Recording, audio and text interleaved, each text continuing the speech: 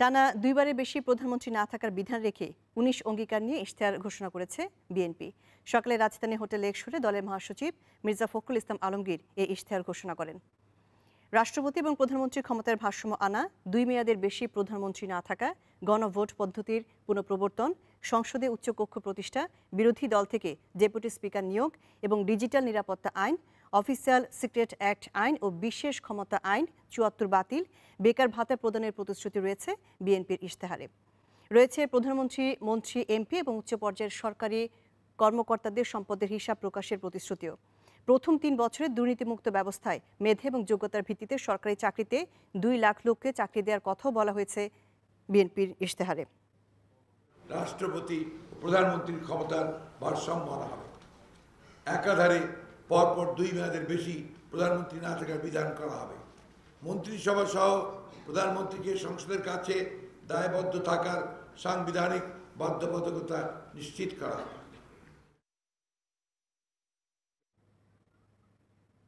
এ বিষয়ে আরো জানাতে তেজগাঁ থেকে যোগ দিচ্ছে সহকর্মী জাহানারা পারভিন। জাহানারা পারভিন, বিএনপি নির্বাচনী ইশতেহারে যে প্রতিশ্রুতিগুলো দিয়েছে সেগুলো বাস্তবায়ন কতটুকু যুক্তিসঙ্গত, নাকি এই নির্বাচনী ইশতেহারগুলো শুধুই নির্বাচনের জন্য দেয়া?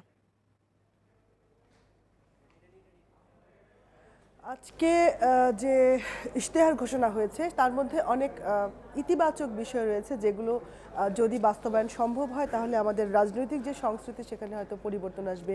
বেকার ভাতা প্রদানের কথা বলা হয়েছে, এটি এর আগে আমরা দেখিনি। তারপর কর্মসংস্থানের ব্যাপারে, তরুণদের চাকরি দেওয়ার ব্যাপারে বলা হয়েছে এবং ভিআইপিদের চলাচলের সময়, প্রধানমন্ত্রী এবং রাষ্ট্রপতি চলাচলের সময় জনগণের জন্য দুর্ভোগ না হয় সেরকম ব্যবস্থা। তারপর প্রধানমন্ত্রী এবং রাষ্ট্রপতির ক্ষমতার ভারসাম্য, প্রধানমন্ত্রী 2 মেয়াদে কেউ থাকবে না, বিরোধী দল থেকে ডেপুটি স্পিকার নিয়োগ, ন্যায়পাল নিয়োগ, আরও অনেক গণভোটের পুনঃপ্রবর্তন, এরকম রাষ্ট্রীয় কিছু রাজনৈতিক অনেক বিষয় রয়েছে, সামাজিক বিষয়, অর্থনৈতিক বিষয় বা অনেকগুলো বিষয় রয়েছে। এটা আসলে তাদের সদিচ্ছার উপর নির্ভর করবে যে তারা কতটুকু এই ইশতেহার বাস্তবায়ন করবে। কিন্তু অধিকাংশ ক্ষেত্রে দেখা যায় অনেক কিছুই বাস্তবায়ন হয় না। এটা আসলে নির্ভর করে সেই দলের সদিচ্ছার উপর। কিন্তু চাইলে অনেক কিছুই বাস্তবায়ন সম্ভব এবং নেতারা বলেছেন যে তারা এই ইশতেহার বাস্তবায়নের ব্যাপারে খুব আন্তরিক।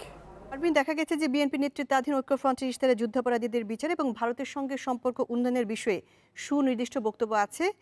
বিএনপির দলীয় ইশতেহারে এই বিষয়ে কি বলা আছে?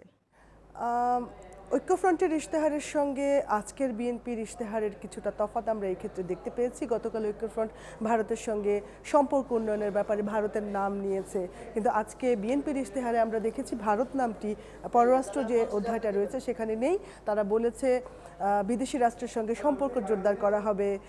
ভারতের নাম নিয়ে তারা এটাও বলেছে যে প্রতিবেশী রাষ্ট্রের প্রতি নিরাপত্তা হুমকি হয়ে ওঠে এমন কোনো বিষয়কে বিএনপি স্পেস দেবে না। এমনকি এমন কথা বলা হয়েছে পশ্চিমবঙ্গ, মেঘালয়, বিহার, নেপাল, ভুটানের সঙ্গে সম্পর্ক উন্নয়ন করবে, কিন্তু ভারত শব্দটি এখানে নেই। আর যুদ্ধাপরাধীদের যে বিচারের প্রসঙ্গ গতকাল আমরা ঐক্যফ্রন্টের ইশতেহারে দেখেছি, তারা বলেছেন যে এখন যে বিচার চলছে, যে কার্যক্রম সেটি অব্যাহত থাকবে, সেটি তারা বন্ধ করবেন না। কিন্তু আজকে আমরা যুদ্ধাপরাধের বিচার নিয়ে বিএনপির এই 19 দফা ইশতেহারে কোনো অঙ্গীকার দেখিনি। আপনি আসলে এক ধরনের। আপনাকে ধন্যবাদ।